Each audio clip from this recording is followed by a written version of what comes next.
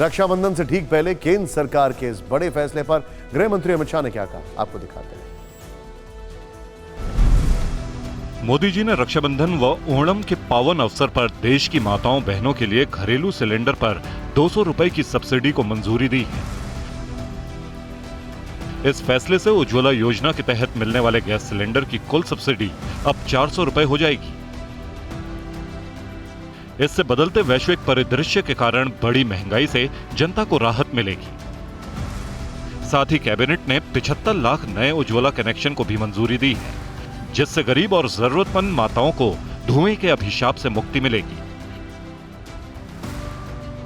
इन जन कल्याणकारी निर्णयों के लिए पीएम नरेंद्र मोदी जी का हृदय से आभार।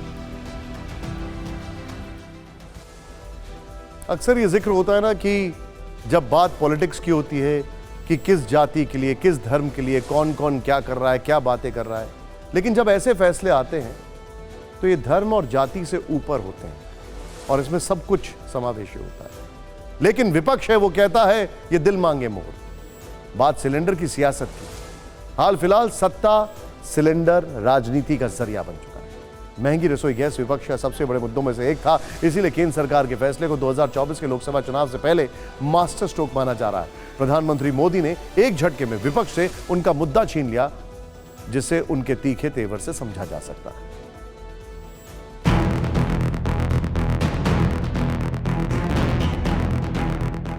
कांग्रेस अध्यक्ष मल्लिकार्जुन खड़गे का ये ट्वीट रसोई गैस की कीमतें घटने के बाद आया। इसमें लिखा है, जब वोट लगे घटने तो चुनावी तोहफे लगे बंटने। जनता की गाढ़ी कमाई लूटने वाली मोदी सरकार अब माताओं बहनों से दिखावटी सद्भावना जता रही है। 9.5 सालों तक 400 का एलपीजी सिलेंडर 1100 रुपए में बेचकर आम आदमी की जिंदगी तबाह करते रहे, तब कोई स्नेह भेंट की याद क्यों नहीं आई? मोदी सरकार ये जान ले कि 2024 में देश की परेशान जनता के गुस्से को 200 रुपए की सब्सिडी से कम नहीं किया जा सकता।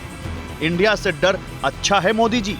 मोदी जी को याद आया बहनों की, याद आया रक्षाबंधन की और 200 रुपया घटा दिया। कुंबले का सरकार है, 200 से क्या होने वाला है इस देश में? इस बहन को इसके 200 रुपए बचा के 500-700 कम करने चाहिए थे। कर्नाटका के लोगों ने इनको रिजेक्ट किया महंगाई के कारण, बेरोजगार के कारण, इसलिए केंद्र सरकार डरी हुई है। टीएमसी नेता ममता बनर्जी ने भी तुरंत सोशल मीडिया पोस्ट के जरिए हमला किया। उन्होंने लिखा, अभी तो 2 महीने में इंडिया गठबंधन की सिर्फ 2 मीटिंग हुई है और आज हम एलपीजी के दाम 200 रुपए घटते देख रहे हैं। ये है इंडिया कदम। ये इंडिया अलायंस का प्रेशर है। ये बात विपक्ष के ज्यादातर नेता बोले। ये चुनाव की बख्शीश है गरीब लोगों के लिए और छोटी राहत है, और बड़ी राहत की आवश्यकता है। कुछ अजीब बात नहीं है।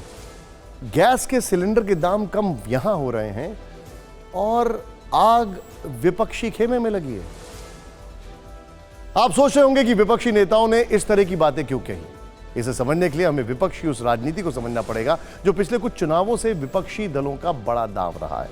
कांग्रेस ने कर्नाटक विधानसभा चुनाव में महंगे सिलेंडर को मुद्दा बनाया था। कांग्रेस राजस्थान, मध्य प्रदेश और छत्तीसगढ़ में भी इसे चुनावी दांव बनाने में जुटी है। राजस्थान में अशोक गहलोत सरकार गरीबों और उज्ज्वला योजना के लाभार्थियों को 500 रुपए में सिलेंडर दे रही है।